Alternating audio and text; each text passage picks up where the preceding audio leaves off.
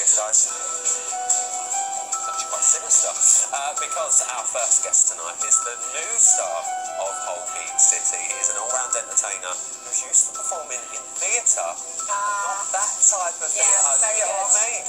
So who is the mysterious man behind the mask? Well, I'm going to give you a few clues, okay? He's appeared in the likes of Desperate Housewives. Jesse Metcalfe. No.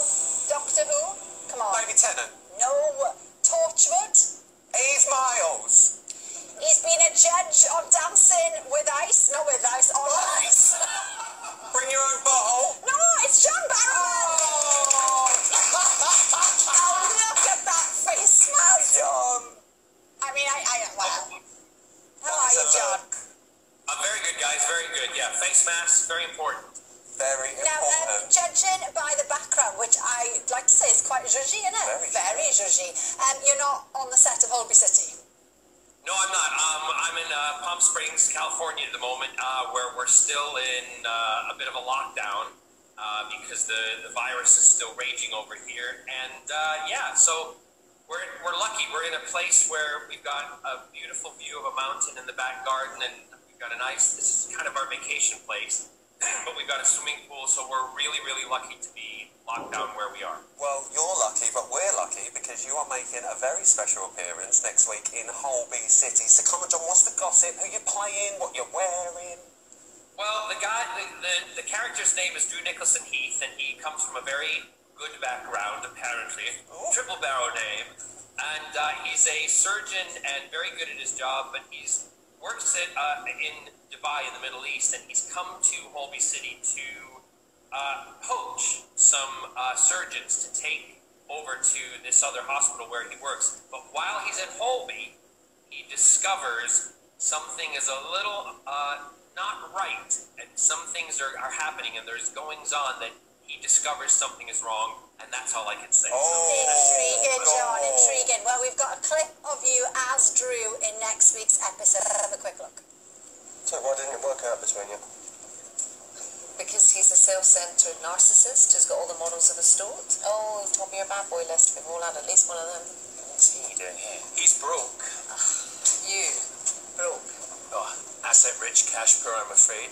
It's a high-class problem, I know, but we all need a bit of cash flow.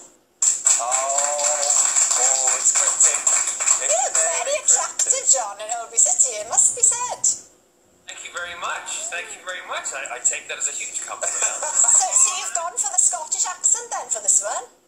Well, I decided I'd never played a character with my true, my real accent, and I've always done American characters, and Holby said, we'll write him as a Scot, and that was it. And also, Dawn Steele, who is another actress from Scotland, and, is also on Holby, who is my, shall we just say, my interest in the show.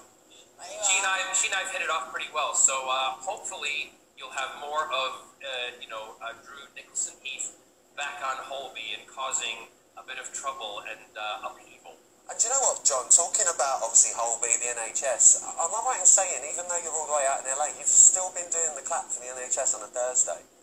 We have. Scott and I, when we first came, when we were here, we decided to do it also to show support because obviously Scott's we've got family who are in the NHS, and we also lost a friend to COVID in the very beginning, and we decided to do it, and we continued to do it. And what it did was it kind of led around in our neighborhood.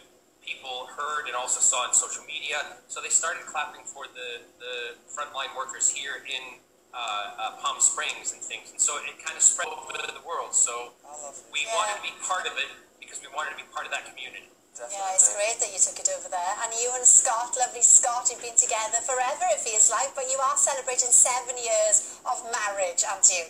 Which we found out was wool. Yeah, apparently it's about wool. So it's an easy one, you can just buy a jumper. Don't give me anything because I'm allergic to wool. I can't wear it. Oh, no, we don't want that then. Just say it's 6 years then, or go straight to 8. Is Scott alright though? Is he well? Sorry? Is Scott alright? Is he well? Yeah, he's very well. He's doing fine. I mean, I think he's in the office working at the moment, and he's doing some work for a new big club that's looking to be built in central London, and he's designing that at the moment. So yeah, he's keeping busy. Lovely, Very nice. Lovely. Now, John, listen, I had you on my radio show not long ago, and I am the biggest Doctor Who and Torchwood fan. I absolutely love it. Captain Jack Harkness I'm obsessed with. But, allegedly, you've let something very scary into your social bubble. Have I let something into my social bubble in the I've house? heard Do I that. see it? It's coming! Oh my life, it's the dog operating that. Oh no, it's Scott. No, it's fine. I thought the dog was doing that then, John. Well, I thought it was moving on its own. I thought we should get that dog on Crufts. Other side, Scott. You're not. This is my Hi, Dalek. Scott. Here he is. Hi, Scott. Oh my God. John, for a second there, I genuinely thought the dog was operating the Dalek. Oh, goodness sake. Well, it is remote control, but we don't have the remote control. There's Captain Jack. Oh, this is amazing. You are jealous, honey. You would love that in your I'm house. genuinely very jealous. Maybe we should just move Go on. hiding Right, across the when it's marble. all over, the COVID thing, you come to Palm Springs, and I will let you get inside the Dalek, and you can go around Palm Springs, and I'll film you. He doesn't need asking twice. Book the flight. Get that flight sorted. John, we're going to Right, be back but with you gotta wear the right appropriate swimsuit on the inside, because if it's gonna be hot, you gotta jump right in the pool. Right, it's taking a turn. We're going to come back to you a bit later, John. We're going to come back to you a bit later. Just a reminder, it's terrible. You can see John in Holby City at the slightly different time of 8:30 on Tuesday on BBC One. Oh, goodness. Right, we'll be getting John's take on this week's big talking points in a moment. And there's been a few, wasn't there? Vaccines, returning to work, and of course, face coverings in shops. Yeah, and here is what the residents of our favourite street in Leeds think about it all. Tom, it's so lovely to see you. It must be nice to be out as well. I'm doing some work today. It's nice change, yeah. It's good. This is our first live performance on TV since February, so, we'll see how it goes. Oh, and you were telling us it's been a really special week for you because you've been in Scotland, Yeah. seeing family, and of course your super fan who comes to every gig is your gran, of course. My gran, yeah. It was so nice to see her because I think she's not had too many visitors. It's slightly strict in Scotland. They just eased things recently, so it was nice to see her at a distance, of course, and just spend a little time catching up. And you were on the ball when it come down to the social distance. I'm told you've gone in, you've had a shower, changed your clothes, sleeping in a van. Mate, I was basically detailing myself down, you know what I mean? Honestly, I just, anything, it's my gran, and I'm not going to say her age on telly because that would not be decent or proper. No. But, yeah, she's definitely higher risk than the usual person, I Well, think. you don't want to put her at risk, do you? No, not at all. I love her to bits, so I want her to be around as long as possible. Yeah, and last night, Beverly Knight, she did maybe the first one, was she? It might Like be a the first socially distanced concert at the Palladium. We've got some footage here. Now, how would you feel then, Tom, about playing a gig like that? I don't know. I mean, I'd be well up for it, obviously. I think getting all the band and the crew and everybody back to work, and I just miss them. I loved my band. We did 125 gigs, and we've been playing together for 4 years now, and seeing each other so much over the last 4 years, and to go from doing that to not playing together it's been nearly 6 months now. It's tough. And it's affected everyone. It's affected the music industry, it's affected the theatres. Let me just quickly ask, John, you love Panto. We love you in Panto. You're supposed to be doing it this year.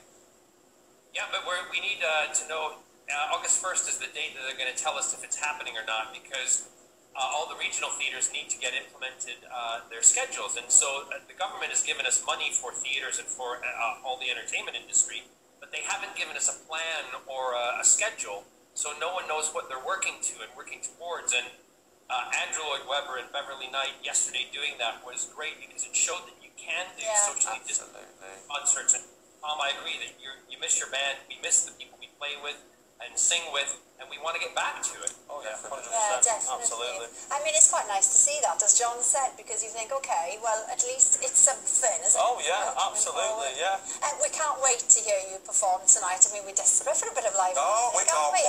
At a distance, it's got to be 8 metres, of course. Absolutely, yeah. You're performing your new single for us. So what's the story behind it then? It's a song about a friend of mine who went through something really traumatic for him and his family 15 years ago, and it hit him so hard at the time. But if you fast forward 15 years, he's like the happiest, most social, outgoing, positive person, and has turned something really traumatic into a positive change in his life. And I just thought that was a nice kind of message during lockdown, because I know a lot of people are finding it hard to see the end of the tunnel, do you know what I mean? So It's a nice The world's balance. starting to turn again, which is a nice feeling. It is such a lovely song, isn't it? It is. Really, really lovely song. Talking of songs, we've been doing, well, you've been doing this playlist, haven't you? One We show have. playlist for... Yeah, and you know, well, since the beginning really, because it started as an idea to kind of, put uplifting songs on a playlist during lockdown and stuff. But now people have loved it. You can get it on BBC Sounds, and we've turned it into kind of soundtrack of the summer. Right. So we ask our guests and stuff what they've put on. What have you chosen? So I've chosen a track called "The Journey" by Tom Misch, and it's just an instrumental. But every time I'm having a stressful day, it's all getting a bit too much. Put this tune on, and it all just melts away, and everything's cool again. Oh, this is a nice G&T night in the time. bar. Yeah. How are you? Don't really talk. You can have this on repeat 5 times, and you're good. Yes, perfect. John, what about you? What have you chosen for us? I chose "Give It Up" by Casey and the Sunshine Band. Yeah. Because if I'm feeling down or need energy lift, like yesterday I put on roller skates and I roller skated around the house in my swimsuit. It made me feel better. Well, do you know what, John? As a kind gesture, we'll add that to the playlist. Now. Very nice. Very nice. Yeah. Okay. Well, all right. What about you then? Do you know what? I've gone for this. All Saints Pure Shore. Oh, absolute classic banger. I do know this song. You can't go wrong with I don't care if it's sunny or raining. All Saints But Pure it is so Shore. sunrise. Brilliant. You. Very nice. Well, Tom's going to be treating us to an exclusive live performance of Wait For You very shortly. Yeah, but first it is time to find out the story behind another song. And this one, Alex has been singing all day. Fleur East has been to Birmingham to wind her body and wriggle her All right. with none other Sing it. I'm not doing. I'm never singing on telly. Wind And your FYI, body. before you say anything, this was made pre-lockdown.